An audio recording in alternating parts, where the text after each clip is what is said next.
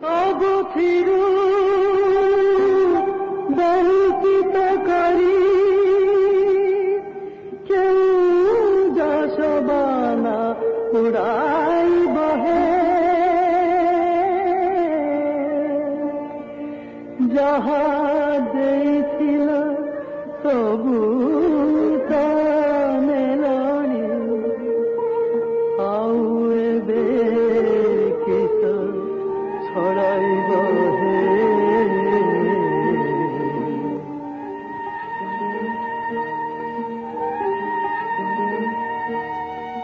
कांत कवि लक्ष्मीकांत महापात्र से एक बहुविध व्यक्तित्व, जड़े कवि एवं जड़े नाट्यकार, जड़े औपन्यासिक एवं एक प्रतिष्ठित पत्रिका टगरर से होचंती प्रतिष्ठाता संपादक। ये जो कविता आसी लिखिचंदी सबुथिरु वंचित करी केउ दशवाना उड़ाइबो हे, जहा देइथिल सबु तो नेलणी, आउ किस एबे छड़ाइबो हे, जहा तुमे देइचो सबु तो नेलणी, वंचित कर देइचो सबु देइचो, न देइथिबा लोक न पाइथिबा लोक केबे निजକୁ वंचित କରି ମନେ କରିବ ନାହିଁ, कि पाइछि से सेतु वंचित रहिछि। तेणु से वंचित मानक पक्षरे से तो रहिचंती, सेतबेले भगवान को ऊपर मध्य अभियोग करचंती, जेंति कवि सत्य करचंती, निस्व हे जाइछंती जीवन गीतर एवं व्याधिग्रस्त हे जाइछंती कवि। सेतिबेले जीवनर कारुण्य विषय गीति कविता भितर फुटैछंती एवं ई देशर जयगान करचंती, ओडिया माटीर जयगान करचंती। या व्यतीत से जो नाटक लिखिचंती बसंत विलास, कालिय दलन, ब्रजवर्जन इति नाट्य सब लिखिचंती। कर्ण चंद्रहास प्रभृति ऐतिहासिक पौराणिक नाटक से समय अभिनीत होती। व्यतीत राजनैतिक व्यंग और संस्कार धर्मी दृष्टिभंगी प्रकाश पाई असहयोगी आत्मकथार नुआ रामायण लिखि, नव रामायण, पंचामृत गोटे प्रकार से लालिका रचना कर, अर्थात गोटे प्रतिष्ठित कविता को, पारंपरिक कविता को गोटे हास्यरस व्यंगात्मक दृष्टि अनुकरण करी विकृतिकरण न करी हास्यरस सृष्टि करने गोटे हूँ लालिका। ये लालिका से लिखिचंदी। बड़ कथा हूँ उपन्यास कणामाऊ संपूर्ण उपन्यास शैली की गोटे व्यंगात्मक शैली लिखिं। से जो भाषा प्रयोग कर बालेश्वर से भाषा केवल लक्ष्मीकांत आम कणामाऊ उपन्यास पाइबा, जहाँ क्लासिकल कमेडी बोली कह जाए, किंतु से उपन्यास कणामाऊ असंपूर्ण रही। यही सब दृष्टि देखिले पराकाष्ठा आम सबु क्षेत्र साहित्य देखा पाऊ। मनुष्य सृष्टि प्रतिभा से शारीरिक अक्षमता द्वारा केवल लुप्त हो पारे ना। कांतकवि होचंती से अनन्य उदाहरण।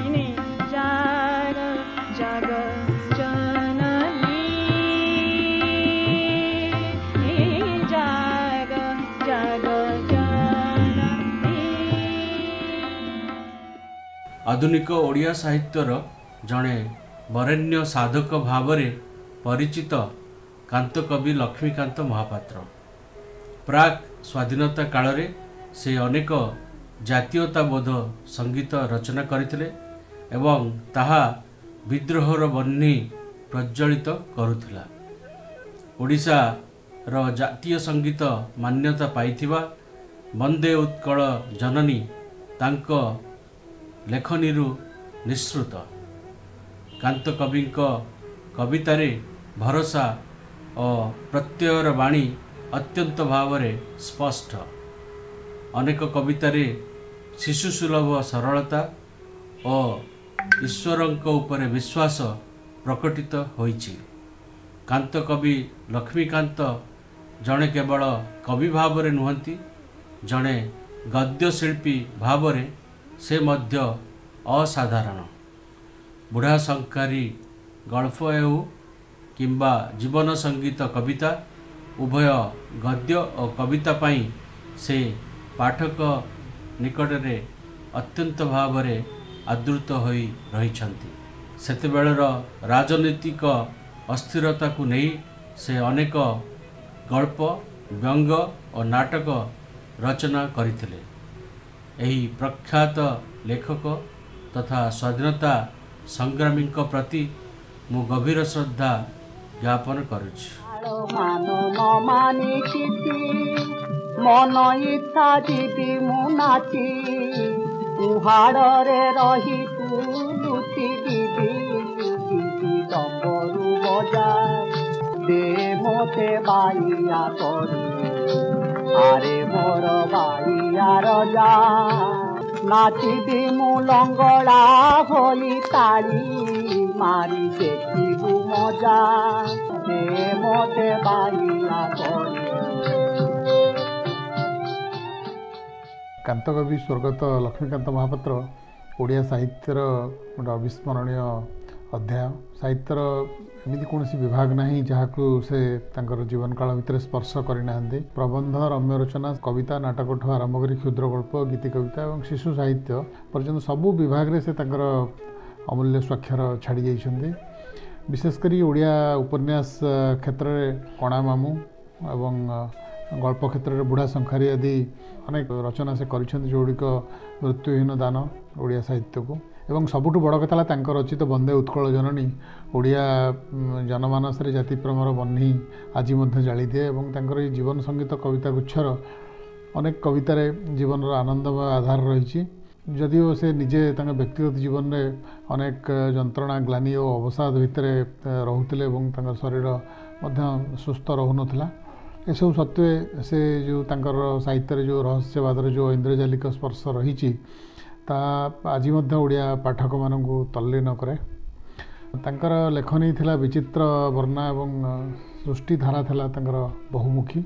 तांकर कथा साहित्य एवं कविता क्षेत्र में तांकर सिद्धि कालजयी और यही महान सारस्वत साधक कांतकवि लक्ष्मीकांत महापात्रंकर पवित्र जन्मतिथि में प्रति मोर भक्तिपूत प्रणाम अर्पण करुच्ची एवं तांकर आत्मा प्रति श्रद्धांजलि अर्पण करुच्ची।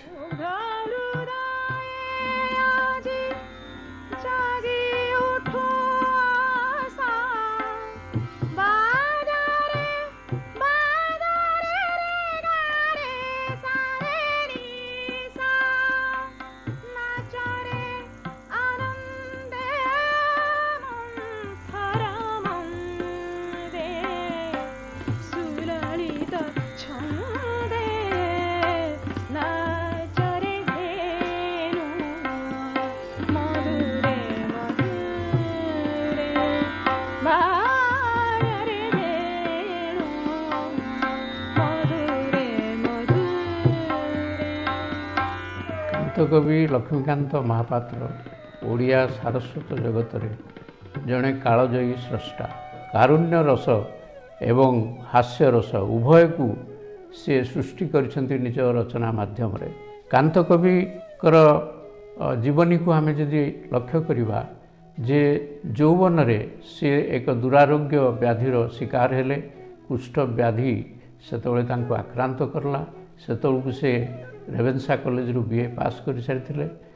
बहु चिकित्सा सत्वे एपरी हैला जे से रोगरु मुक्ति पाइले मात्र तांकर अंग प्रत्यंग ठीक भाव में कार्य करि पारला नाही। मात्र से सेथिरे हताश ही नथिले एवं जीवन सारा तांकर जे सहधर्मिणी लवंगलता देवी से तांकर सेवा शुश्रूषा करुथिले एवं कांतकवि पिलादिनरु थिले संगीत प्रेमी एवं संगीत प्रति तांकर जो आकर्षण थिला नाटक प्रति जो आकर्षण थिला रेवेन्सा कॉलेज रे पढ़ुला बेले से नाटक रे अभिनय करथिले। परवर्ती काल रे से गढ़िले गोपीनाथ संगीत समाज एवं तांकर जो नाट्य दल गढ़ी से नाट्य दल ओडिशार विभिन्न स्थान रे जाई नाटक प्रदर्शन करथिले। से एक बहुमुखी प्रतिभा। तांकर गल्प मध्य चमत्कार गल्प से लिखिछंती। आमे समस्ते जानिछंती बुढ़ा शंखारी गल्प एक चमत्कार गप। ता सहित अन्यान्य गप मध्य रही। मात्र गोटे उपन्यास लिखिछंती ताहा संपूर्ण हो पारनी। से उपन्यासर नाम होची कणा मामू। ଏବଂ କଣାମାମୁଁ ଉପନ୍ୟାସରେ ସେ ଏକ ଏଭଳି ଚରିତ୍ର ସେଠି ଉପସ୍ଥାପନ କରିଛନ୍ତି ଏବଂ ଏଭଳି ସାମାଜିକ ସ୍ଥିତି ସେ ଦର୍ଶାଇଛନ୍ତି ଯାହା ତାଙ୍କର କଳା ଚାତୁର୍ଯ୍ୟ ପ୍ରକାଶ କରେ। କାନ୍ତକବି ଲକ୍ଷ୍ମୀକାନ୍ତଙ୍କୁ ତାଙ୍କର ଜନ୍ମଦିନରେ ସ୍ମରଣ କଲାବେଳେ ଗୋଟିଏ ପ୍ରସଙ୍ଗ ସ୍ୱତଃ ଆମ ମନକୁ ଆସେ। ସେ ହେଉଛି ତାଙ୍କର ଯେଉଁ ଅନବଦ୍ୟ ସୃଷ୍ଟି ବନ୍ଦେ ଉତ୍କଳ ଜନନୀ। ବନ୍ଦେ ଉତ୍କଳ ଜନନୀ ସଙ୍ଗୀତ ଏବେ ନିକଟରେ ରାଜ୍ୟ ସରକାରଙ୍କ ଦ୍ୱାରା ରାଜ୍ୟ ସଙ୍ଗୀତର ମାନ୍ୟତା ପାଇଛି ଏବଂ ଏହି ସଙ୍ଗୀତରେ ସେ ଉତ୍କଳର ଶୋଭା ସମ୍ପଦ, କଳା ସ୍ଥାପତ୍ୟ, ଜ୍ଞାନ ବିଜ୍ଞାନର ପ୍ରାଚୁର୍ଯ୍ୟ ଅତି ସୁନ୍ଦର ଭାବରେ ବର୍ଣ୍ଣନା କରିଛନ୍ତି। ତାଙ୍କର ଅନ୍ୟ ଏକ ପ୍ରମୁଖ ରଚନା ହେଉଛି ଜୀବନ ସଙ୍ଗୀତ। ଜୀବନ ସଙ୍ଗୀତର ଯେଉଁ ଗୀତ ଗୁଡ଼ିକ ଅଛି ସେ ଗୀତ ଗୁଡ଼ିକ ନିଜେ ସେ ତା'ର ସ୍ୱରଲିପି ତିଆରି କରିଥିଲେ, ପ୍ରସ୍ତୁତ କରିଥିଲେ ଏବଂ ସେ ସଙ୍ଗୀତ ଗୁଡ଼ିକ ହେଉଛି କେବଳ ପରମାତ୍ମା ପରମେଶ୍ୱରଙ୍କ ପ୍ରତି ସମର୍ପିତ। ସଙ୍ଗୀତ ଥିଲା ତାଙ୍କର ପ୍ରାଣ ଏବଂ ଏହି ସଙ୍ଗୀତ ବାବଦରେ ନିଜେ କାନ୍ତକବି କହିଛନ୍ତି, ସଙ୍ଗୀତ ମୋ ଜୀବନ ସାଥୀ, ମୋ ଅନ୍ଧ ନୟନ ଆଗେ, ନାନା ଛନ୍ଦେ ନାନା ରାଗେ, ତାହାର ମୂରତି ଜାଗେ ଦିବସ ରାତି। ସଙ୍ଗୀତ, ସାହିତ୍ୟ ଏବଂ ନାଟକର ଯେଉଁ ତ୍ରିବେଣୀ ଧାରା ତାଙ୍କ ଜୀବନରେ ଛତ୍ରେ ଛତ୍ରେ, ତାଙ୍କ ସାହିତ୍ୟର ଛତ୍ରେ ଛତ୍ରେ ପ୍ରତିଫଳିତ ହୋଇଥିଲା। ରଖିଲେ ବାରଖ ନ ରଖିଲେ ନାହିଁ ତ ଭାବନା ତିଳେ ତାହା ଛାଡ଼ିବି କି ସତେ ଛଡ଼ାଇଲେ ଯେତେ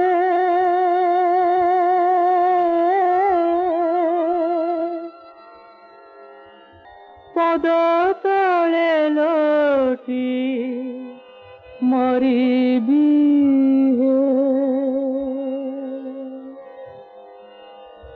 ଯେତିକି ଯେତିକି ଦୁଃଖ ଦେଉଥିବା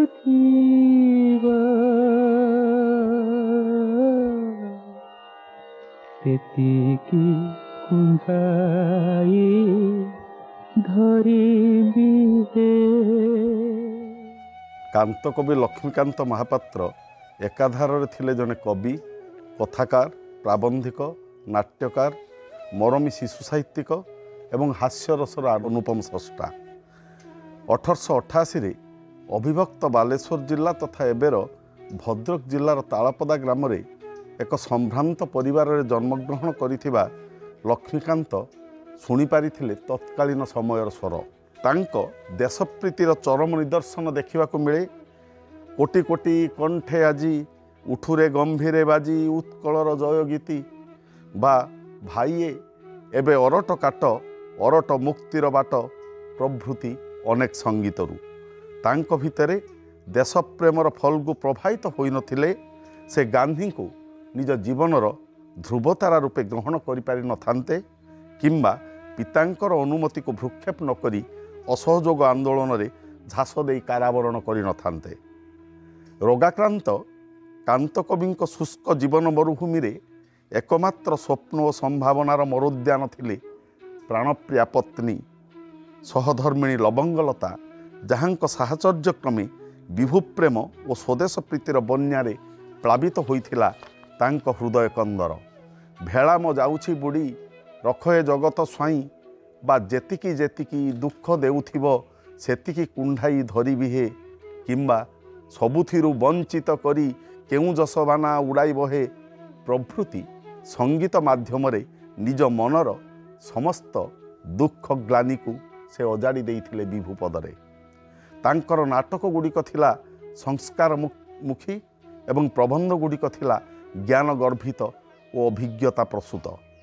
ଜୀବନରେ ପ୍ରତିନିୟତ ଘଟୁଥିବା ଅସଂଖ୍ୟ ଛୋଟ ଛୋଟ ଘଟଣାକୁ ନେଇ ପ୍ରାୟ 70ଟି ଗଳ୍ପ ଲେଖିଥିଲେ ସେ। ଏକମାତ୍ର ଗଳ୍ପ ସଂକଳନର ନାଁ ଦେହି ପଦପଲ୍ଲବ ମୁଦାରମ୍। ତାଙ୍କ ଗଳ୍ପ ଗୁଡ଼ିକର ମୁଖ୍ୟ ଉପଜୀବ୍ୟ ହେଲା ସାମାଜିକ ସଚେତନତା, ସଂସ୍କାର ଏବଂ ହାସ୍ୟ ବ୍ୟଙ୍ଗ। ଶିଶୁ ମନସ୍ତତ୍ଵ ଓ ऐतिहासिक एवं पौराणिक किंवदंती आधार रे मध्य से किछि गल्प लिखिछंती।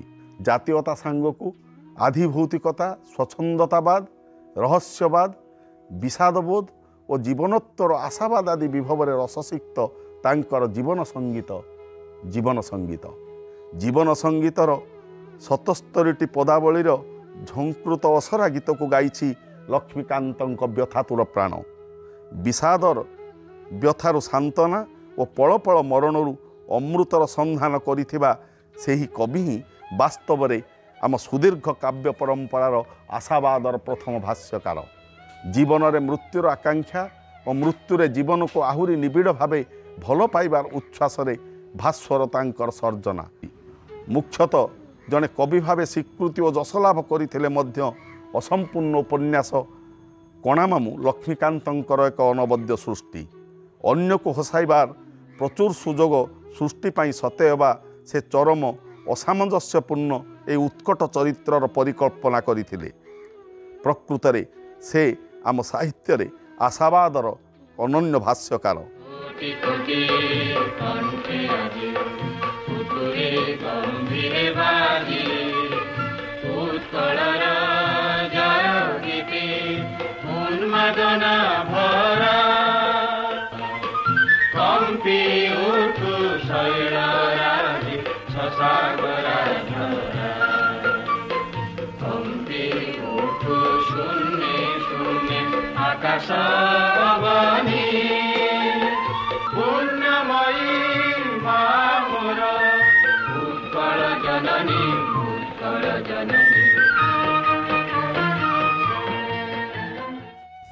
कांत कवि लक्ष्मीकांत महापात्र ओडिया साहित्यर जड़े मूर्धन्य प्रतिभा।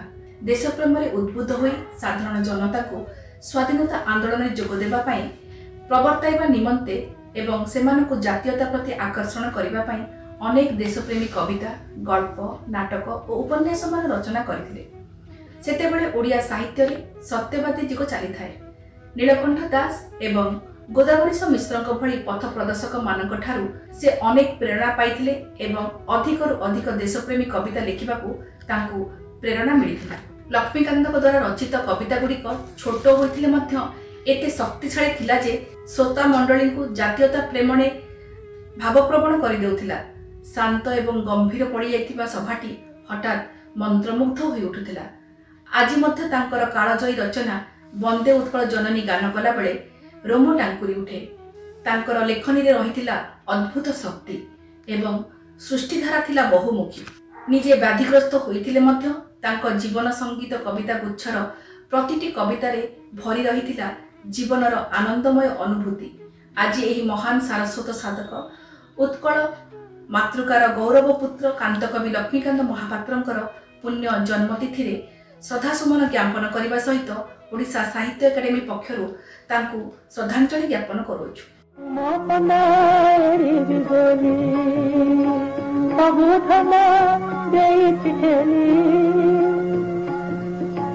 चारी दौड़ी के काटी सारी लाड़ी ताकू के उफांदे जड़ाई बड़े सबुतिरु वंचित केहू जतबाना उड़ाई बड़े जहाँ देखिला सबु तले लाड़ी आउ देखी छड़ाई बड़े।